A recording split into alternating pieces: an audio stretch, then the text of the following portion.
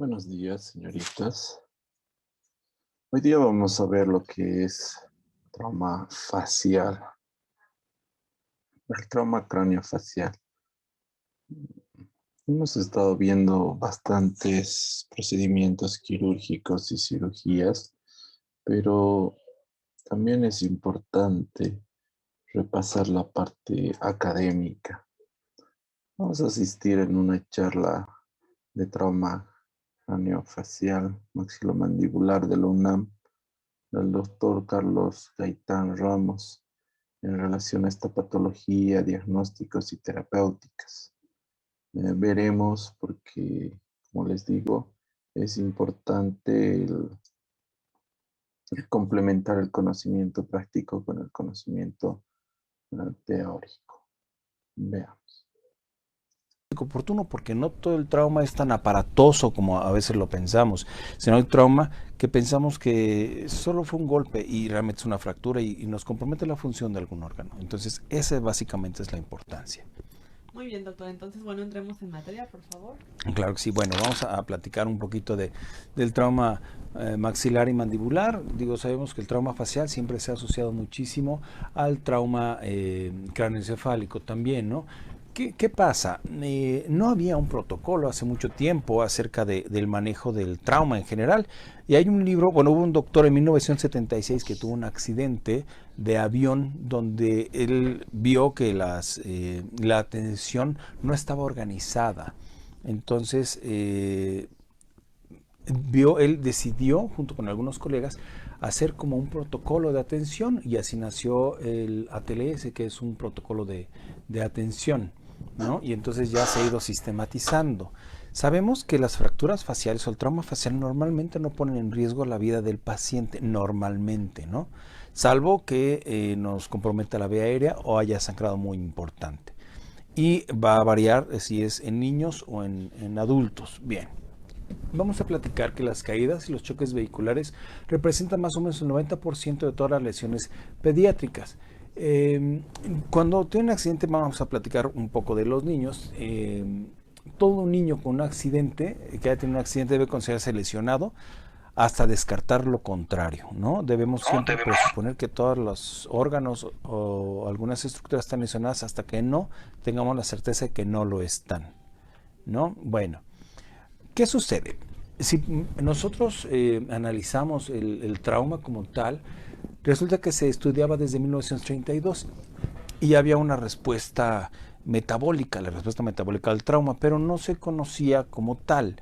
Entonces se sabía que había mecanismos compensatorios para tratar de regular o de equilibrar el cuerpo después de un trauma. Y esto está muy bien porque sabemos que hay vasoconstricción y hay muchas cosas, pero resulta que después de un tiempo, como una semana o algo así, puede haber reacciones que pueden ser contraproducentes si no son manejadas adecuadamente, ¿no? Entonces la respuesta metabólica al trauma tiene básicamente dos fases, ¿no? Y en la primera, que es la fase EP, se conoce como fase EP, es la respuesta inicial, las primeras 48 horas, y después viene una fase que se llama fase flow, donde se va a como empezar a relajar un poco esta respuesta y entran otros mecanismos de adaptación al cuerpo, ¿no?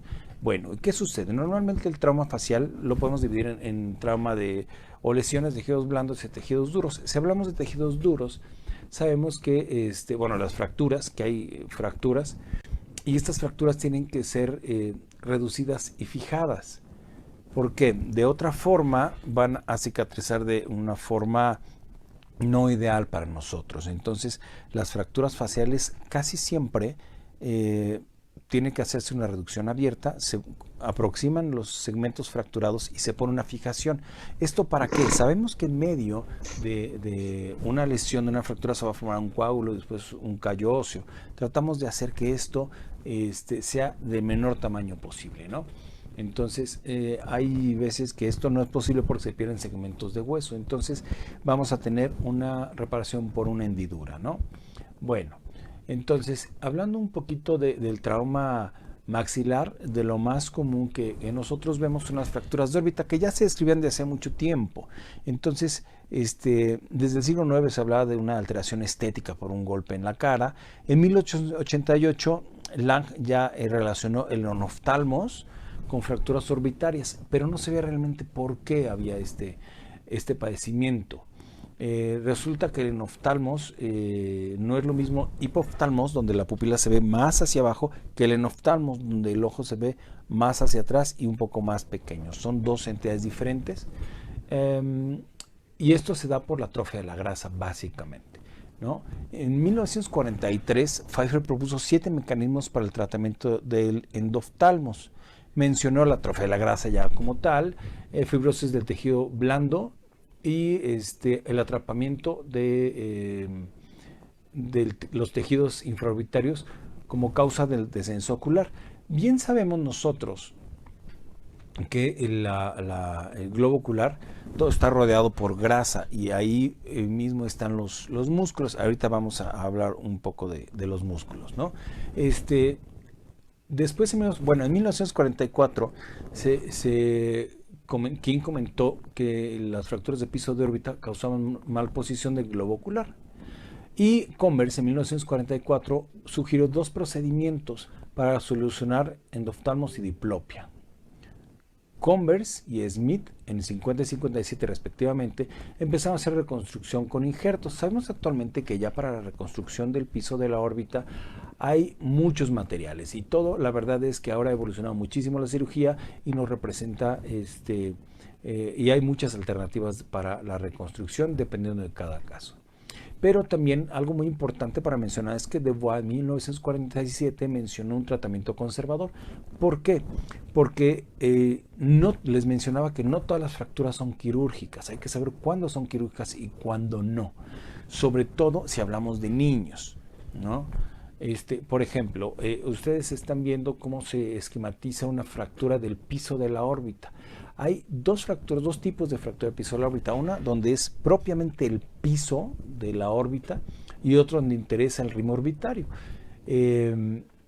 Cuando se fractura la órbita, hay un mecanismo que se llama trapdoor, que es decir, que se abre el piso de la órbita, que es realmente muy delgadito, y sabemos que debajo de la órbita está el seno maxilar. Entonces los tejidos caen hacia el seno maxilar, y a veces este tejido atrapa el músculo recto inferior y nos causa atrapamiento como tal y falta de movilidad de este músculo, ¿no? Bueno, entonces aquí podemos ver los músculos que pudieran estar involucrados en las fracturas de la órbita, ¿de acuerdo? Normalmente el más se involucra, evidentemente, es el músculo recto inferior. Ahora, como tal, vamos a hablar un poco más de manera general del trauma orbitario.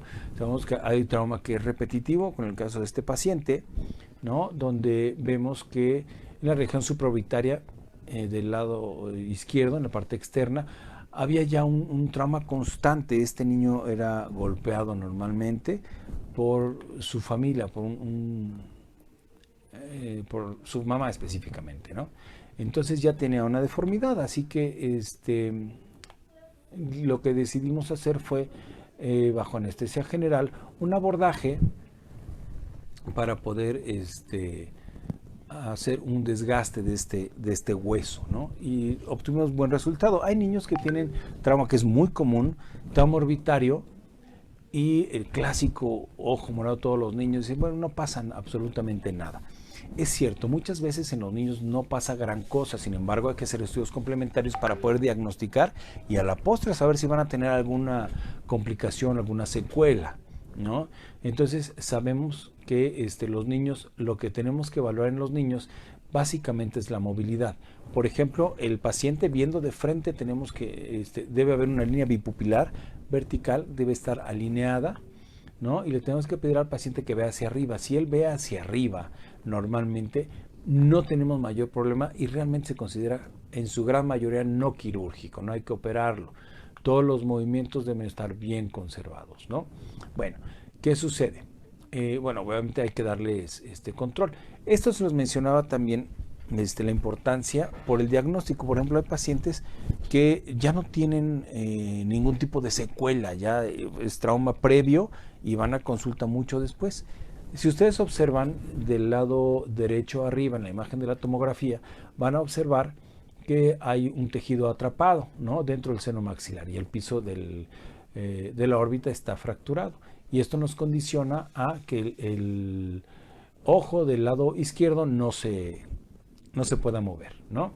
Por ejemplo, este paciente nos llegó a la consulta porque no podía mover su ojo. Nos ve hacia arriba y su ojo se quedaba sin moverse. Pero si ustedes observan, no tenía ninguna antecedente, no se veía alguna lesión reciente. ¿Por qué? Porque era un paciente que tuvo un golpe en una ranchería y tardó mucho tiempo en acudir al tratamiento y refiere que veía doble, etcétera, etcétera. Entonces, ¿qué sucede? Evaluamos todos los movimientos oculares, algunos muy limitados, y decidimos entonces entrar a liberar el músculo recto inferior. Se hace un abordaje, hay muchos abordajes para la órbita, hay transconjuntivales, hay subciliares, hay muchas variantes, ¿no? Esto depende de cada uno de los cirujanos, lo que le gusta a cada cirujano y lo que le dé resultado, ¿no? Bueno, entonces hacemos el abordaje y colocamos un cartílago auricular para reconstruir el piso de la órbita. Actualmente también se utilizan mallas de titanio, se utilizan muchas otras cosas, ¿no? Ahí está nuestra oreja, ¿no?, donde tomamos el cartílago auricular y se deja un penrose, un drenaje para no ocasionar un hematoma, ¿no? Y bueno, después hacemos la sutura de los tejidos. Ahora, a veces no se fractura solo la órbita, se fractura el malar completo. Hay clasificaciones para ello. Lo importante aquí es saber hacer una diferenciación, ¿no? Una cuestión es la fractura pura, digamos, o meramente del piso de la órbita, y otra donde nos compromete el complejo cigomático malar, ¿no? Entonces, bueno, estábamos mencionando, es una parte del procedimiento, tiene que hacerse una reducción del piso de la órbita también, y vemos en esta imagen que los huesos están cabalgados, están encimados uno sobre el otro. La verdad es que a veces se ve muy sencillo, es solo reducir y ya, pero no, hay que cuidar muchas estructuras. Entonces nos apoyamos de algún tornillo, por ejemplo, el tornillo Carol Guillard, que es el tornillo que ustedes ven ahí. Entonces este tornillo se coloca y después se le puede poner un alambre y se jala, se hace tracción para poder lograr la reducción del ritmo orbitario, ¿no?, de la fractura de órbita. Y bueno, los abordajes, les decía que depende de cada uno de los cirujanos, se hacen a través, sabemos que hay unas líneas de Langre, arrugas naturales del cuerpo, ¿no? Entonces buscamos hacer las incisiones ahí para dejar la menor cicatriz posible, y la verdad es que nos ha dado muy buen resultado, ¿no? Hay niños muy pequeñitos que también, normalmente los niños, en mi experiencia, muchos son de manejo conservador, ¿no?, y darle seguimiento durante algunos años porque están en crecimiento. Es muy importante que los niños tratemos de no operarlos cuando no sea necesario. ¿Por qué? Porque hay muchos centros de crecimiento en la cara. Sin embargo, tenemos niños que tienen trauma facial, como este niño que le pedíamos que levantara sus ojitos y vemos que no lo levanta, que el globo ocular del lado derecho no se levanta. Entonces decidimos, bueno, la tomografía se ve que está herniada la grasa y seguramente atrapado el músculo recto inferior. Entonces decidimos colocar una malla de titanio, y también después de liberar el músculo recto inferior, pusimos la malla para que sostuviera todos los tejidos, ¿no? Hacemos una sutura y vemos que el postoperatorio es bastante bueno, la cicatriz no tiene ninguna complicación, hay un poco de edema todavía, pero bueno, la verdad es que el niño mejoró mucho la visión. Hay otras causas también. Bueno, antes de continuar con esto, tengo que platicarles de las causas de las fracturas. Una eran los accidentes automovilísticos y las caídas. También se conocen o se menciona en los libros que los golpes directos al ojo aumentan la presión, aunque no sea el golpe en el hueso, aumentan la presión y rompen el piso de la órbita, ¿no? Pero también hay otra, como las heridas por proyectil de arma de fuego. Entonces, esto es un poco más complejo porque tenemos que quitar el tejido no vital y hacer reconstrucciones un poquito más amplias, ¿no? Esta niña, bueno, tuvo un evento con un proyectil de arma de fuego y resulta que tuvo un orificio de entrada por la región malar y salida por la región bucal, ¿no? En el maxilar. Entonces, y una lesión en el labio. Lo único que ella me pedía era que si podía tener su labio otra vez, ¿no? Porque alguna persona muy amable, ya saben, muy prudente, le prestó un espejo y, o sea, a nadie se le ocurre eso, ¿no? Entonces, la niña estaba preocupada básicamente por eso, ¿no? Así que, bueno, lo que decidimos fue hacer una esquilectomía y una reconstrucción, ¿no? Bueno, después estas incisiones no fueron hechas por mí, sino aprovechamos los orificios de entrada del proyectil para poder hacer la reconstrucción. Y vean, esta niña, muy bien sus movimientos oculares, actualmente es una niña ya muy grande, ya tiene algunos años de esto, pero es importante dar un seguimiento. ¿Por qué? Porque no siempre salen las cosas como uno quiere. En este caso se observa una cicatriz de labios bastante aceptable después de haber tenido una lesión tan grande y siempre hay complicaciones postoperatorias. La niña tuvo una pequeña infección que fue tratada con éxito y hoy por hoy es una niña que tiene una vida completamente normal, ¿no? Ahora, podemos hablar de las fracturas maxilares como tal, que representan del 10 al 20% de todas las fracturas faciales. Claro que todo esto va a depender de la intensidad del golpe y la dirección del mismo. No es lo mismo un golpe con el puño a un traumatismo en un accidente automovilístico, ¿no? Ni quien te dé el golpe, por supuesto. Entonces, es importante preguntar durante nuestra evaluación con qué golpearon a la persona, con qué se golpeó, si fue caída, si fue un golpe, si fue un accidente, y de dónde a dónde fue, si él estaba, por ejemplo, estaba de pie y lo golpearon de frente, de lado, si estaba en un vehículo, en la parte de atrás, en la parte de adelante, con cinturón o sin cinturón de seguridad, ¿no? Entonces sabemos que característicamente la cara toma ciertas proporciones una vez que recibe un trauma. Por ejemplo, cuando el maxilar se va hacia abajo, se ve la cara más alargada y hay mordida abierta. Los impactos que son de lado pueden causar un desplazamiento lateral asociado a una mordida cruzada. Ahora, en la parte inferior del tercio medio, es decir, por debajo de la nariz, puede producir una fractura piramidal, es decir, una fractura dentoalveolar importante, donde hay desprendimiento el hueso junto con los órganos dentales y bueno, esto tiene que ser restituido o ser colocado en una posición normal. Hay que recordar que nuestra guía para el trauma, para la solución del trauma, es la oclusión. Nosotros buscamos primero que el paciente tenga buena oclusión y en base a eso podemos empezar a reconstruir, ¿no? Entonces, los niños, es muy común que los niños presenten, por ejemplo, fracturas subcondilias. Las fracturas subcondilias en la mandíbula, no siempre son quirúrgicas en los niños, pero bueno, este es otro tema. Esto se los comenté justo por esta imagen que están viendo ustedes en un trauma en la región submentoniana. También puede ocasionar fracturas del maxilar, un golpe en la mandíbula, ¿no? Bien, les decía, hay fracturas, se han clasificado como Lefort 1, 2 y 3, fracturas panfaciales, pero esto lo platicamos un poco más adelante.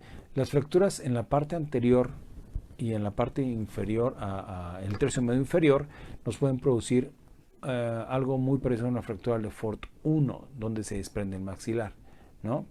Las fracturas de órbita y las fracturas nasales normalmente provienen por traumatismos laterales, ¿no? Muy bien. Pero algo bien importante para la reducción, para podernos apoyar o saber dónde tenemos que reconstruir, tenemos que conocer el bútres, que el bútres son las zonas donde podemos colocar tornillos, donde podemos fijar donde no hay áreas huecas, digámoslo así, ¿no? Es decir, no podemos apoyarnos en el seno maxilar, ni en la cavidad orbitaria, ni en la región nasal. Todo lo que está alrededor nos permite poder trabajar con seguridad, ¿no? Esta es la clasificación de las fracturas de Lefort 1, 2 y 3.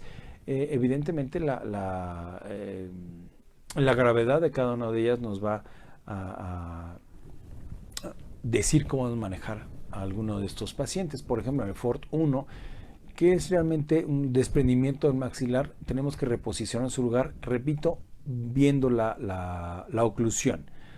En el Lefort 2 ya nos involucra parte de la nariz, y en el Lefort 3 ya hay una disyunción de esta parte. Puede haber mayor salida de líquido cefalorraquídeo si hay una fractura un poco más posterior y superior, ¿no? El Lefort 1 atraviesa el septum nasal, la porción inferior de las piriformes, y pasa sobre la tuberosidad del maxilar y la separa de las pterigoides, ¿no? Que esto normalmente se hace en cirugía ortognática, pero por un medio quirúrgico. Bien, entonces sabemos que esto está representado en este esquema de dónde pueden ir las fracturas. Hay unas pinzas como las que ustedes ven aquí, que son pinzas de Rowe. En lo particular yo no las utilizo, pero hay gente que es muy hábil utilizándolas y funcionan muy bien. Claro que todo tiene su indicación, ¿no? Clínicamente tenemos esta paciente donde tuvo una herida por proyectil de arma de fuego, con un orificio de entrada en la región malar del lado derecho, y tomográficamente podemos ver esto. Es casi una Lefort 1. Lo que ella salvaba, esta es la oclusión muy bien, lo que ella le salvaba era que la parte del lado derecho estaba unida todavía. Entonces es un tratamiento muy noble. Lo que había que hacer ahí era esquirlectomía y fijar los huesos que pudieran estar móviles, aunque su oclusión estaba muy bien. La verdad es que el pronóstico era muy bueno, ¿no? Entonces, pero si ven del lado izquierdo, donde siguió todo el trayecto del proyectil, estaba todo destruido, ¿no? Bien, ahora, resulta que les mencionaba que todos los pacientes, cuando nosotros vemos la oclusión como una guía, también es importante saber si tenía dientes o no tenía dientes desde antes, o si tenía alguna alteración de crecimiento facial. ¿Por qué? Porque hay veces que llegan los pacientes después de que alguien los operó y no les preguntó si tenía algún problema de una hipoplasia maxilar o un prognatismo mandibular, y los quieren llevar a una oclusión estable. Esto tampoco puede ser.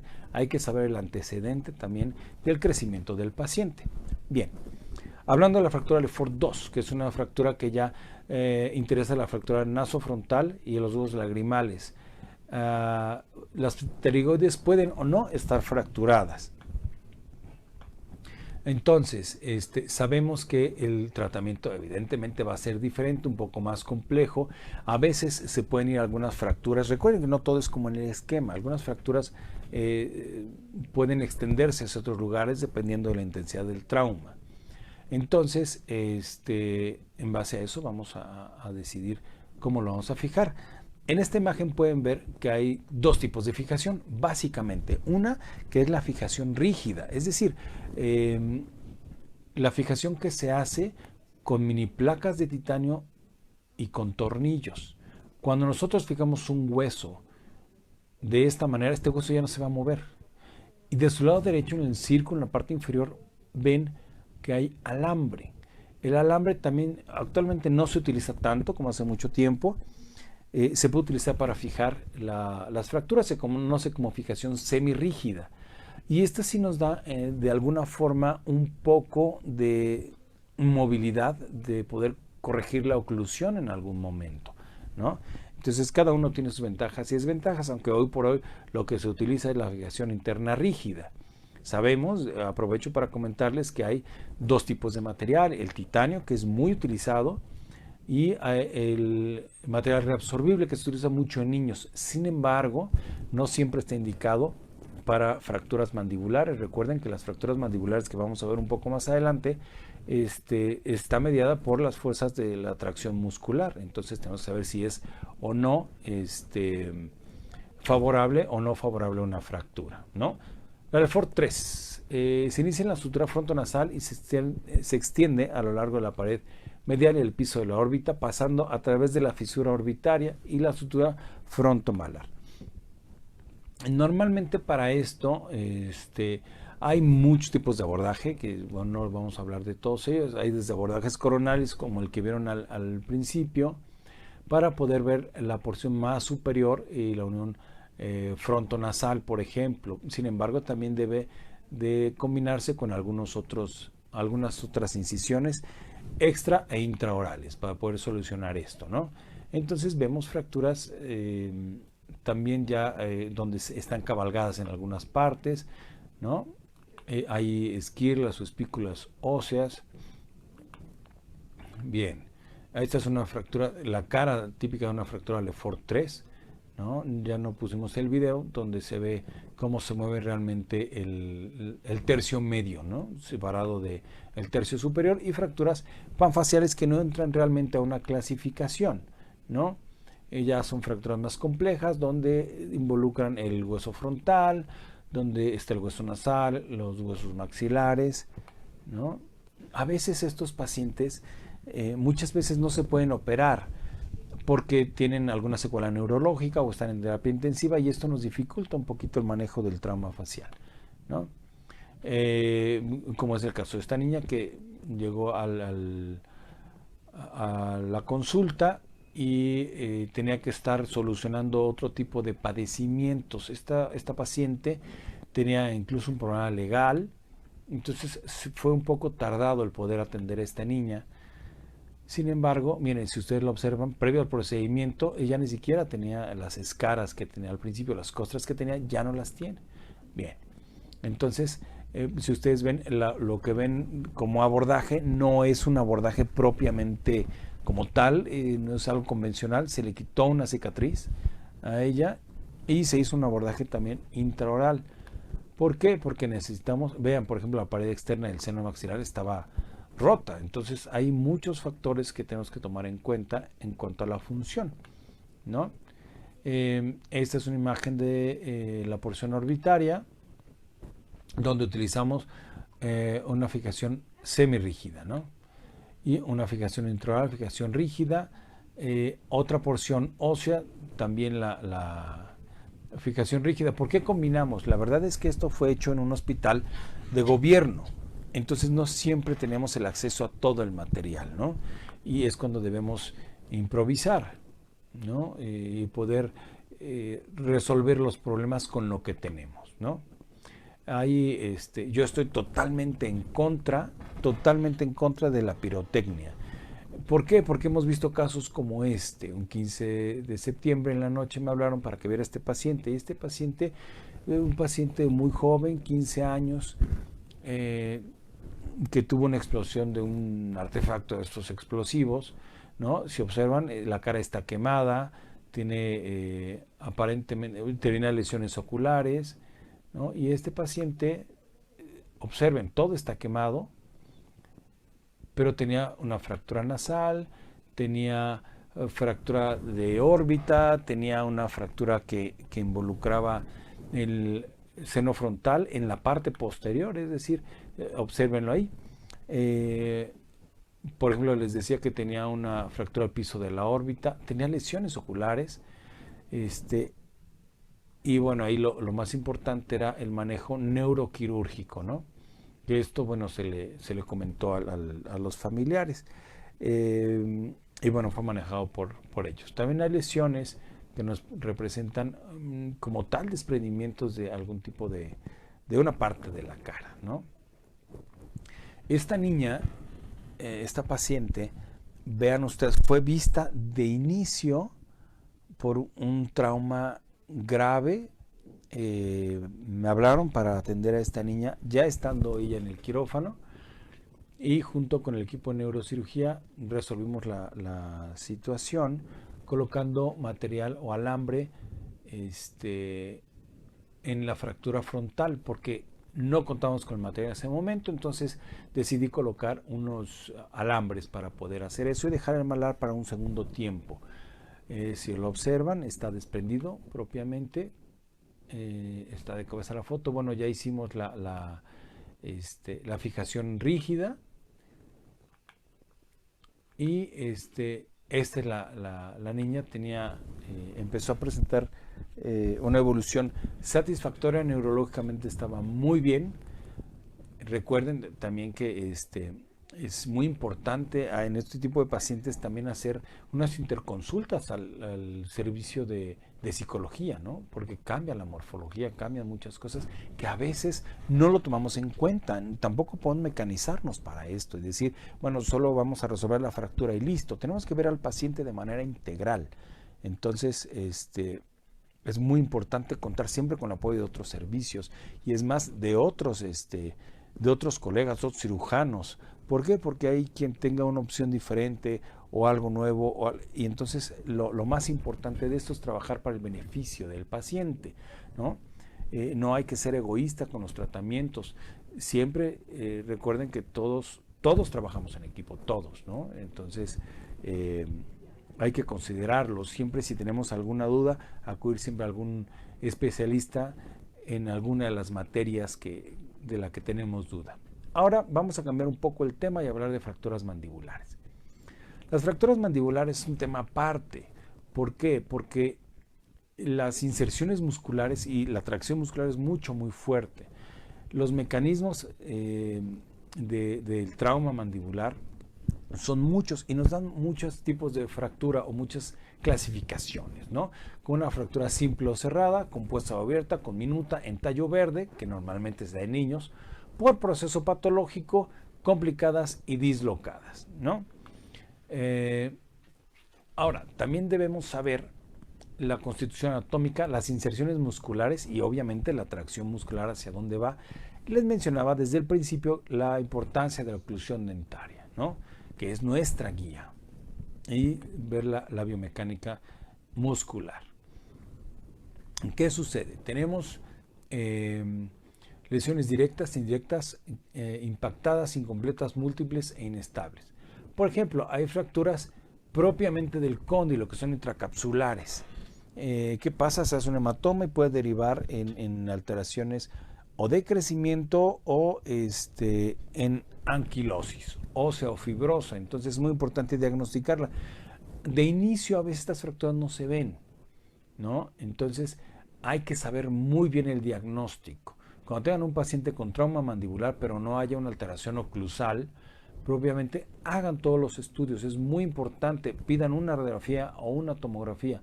No pasa absolutamente nada. Los pacientes a veces no entienden, pues si me veo bien y hablo bien, abro muy bien mi boca. Sí, pero puede haber muchas cuestiones que no se vean en la clínica. Tenemos que apoyarnos con estudios de imagen, como en este caso, ¿no? Entonces, pedir una tomografía, aunque la oclusión esté bien, el paciente tenga buena apertura y no haya desviaciones. Otro tipo de fracturas, esta fractura se considera abierta, una fractura parasinficiaria. Sabemos que las fracturas se van a clasificar de acuerdo a la localización. También tenemos fracturas de cóndilo, subcondíleas, de ángulo de cuerpo, parasinficiarias.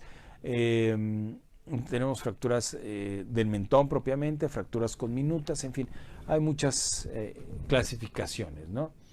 En la clínica, por ejemplo, nos hablan para ver a este paciente y nos dicen que tiene un aumento de volumen. Lo primero que vemos cuando un paciente tiene, o pensamos cuando un paciente tiene un aumento de volumen, un absceso o un quiste. Pero si preguntamos el antecedente, es que tuve un golpe y entonces se me hinchó muchísimo, me cuesta trabajo morder. Nosotros revisamos la oclusión, vean, del lado izquierdo la oclusión está más o menos estable, pero al lado derecho tenemos una mordida abierta posterior. ¿Qué nos indica esto? Una posible fractura. Como ustedes pueden ver, el ángulo mandibular está fracturado. Hay una controversia en cuanto a este tipo de fracturas, si quitamos o no el tercer molar.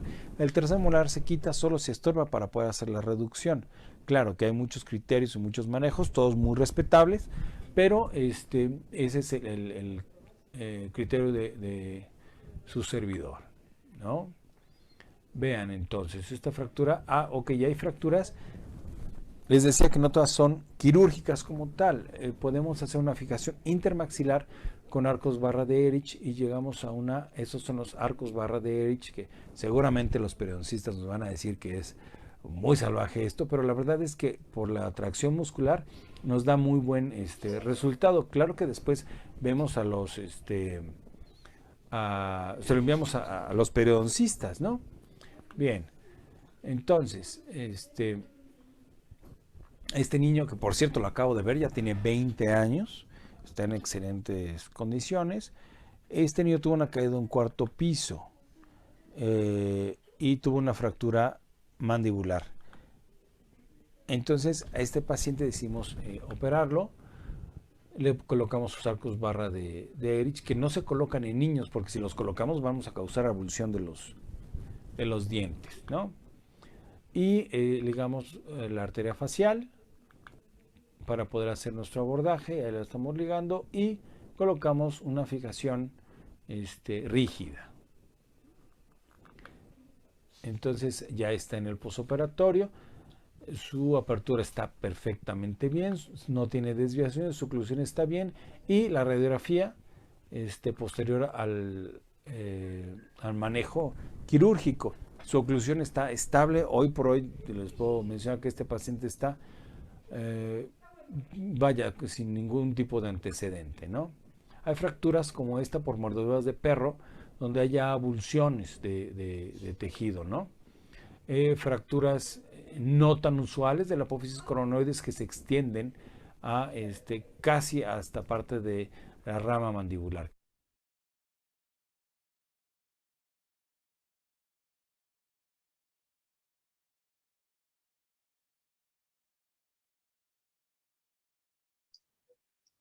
Esperaremos un rato en internet un poquito Así en el está. ángulo, ¿no? Bien. Este paciente, bueno, se alcanza a ver muy bien. Tuvo otra.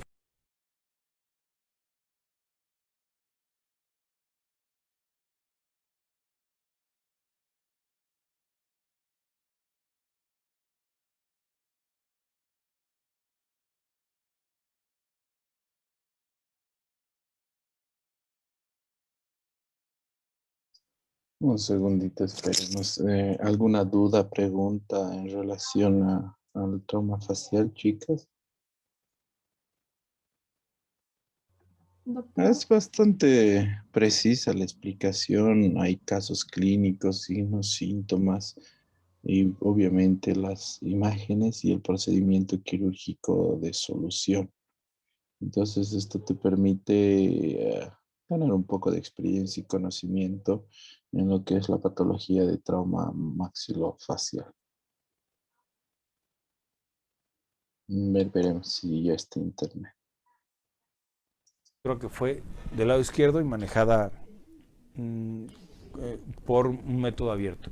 Creo que con esto, por cuestiones de tiempo, pues ya damos por terminado nuestra presentación. Quisiéramos platicar un poco más, pero bueno, espero que haya sido de su interés, ¿no? Muchas gracias. Bueno, fue el finalcito que se cortó, chicas. No sé si tienen alguna duda, pregunta. doctor, ay, no sé si se me escucha. Sí, dígame.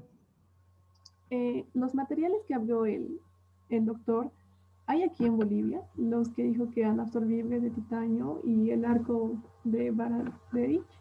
O, Existen en todo lado, existe. El problema siempre es el costo, como él mismo ha dicho. Los costos son elevados cuando son reabsorbibles, cuando son de titanio. Las placas, los alambres son mucho más económicos. Ya de por sí una cirugía maxilofacial más estar en terapia no favorece a la economía del paciente, ¿no?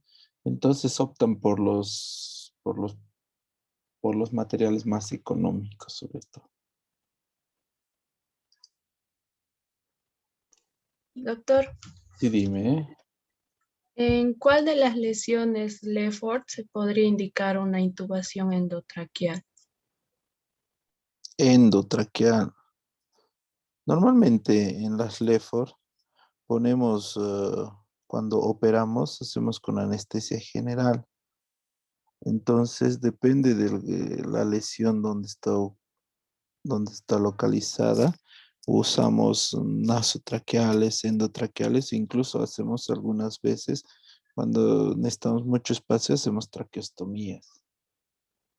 Entonces depende, como él dice, no todas las lesiones son como en el dibujo, son de diferente forma. Por ejemplo, para operar la maxilar inferior, yo preferiría que le intuben por la nariz, nasotraqueal. Para operar una cirugía en maxilar superior, malar, frontal, le hacemos endotraqueal, no habría mucho problema, no vamos a ir ahí abajo.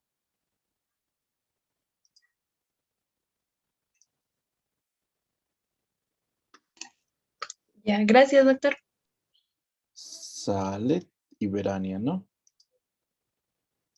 Clever. Sí. ¿Alguna de ustedes ha ido a dar examen de conducción ayer? Sí, era yo, doctor. Ah, ya tengo que ponerle falta justificada. Gracias, doctor. ¿Cómo le ha ido aprobado? ¿Qué es su nombre? Beiraña. Sí, me fue bien. Pude aprobar. Ah, muy bien.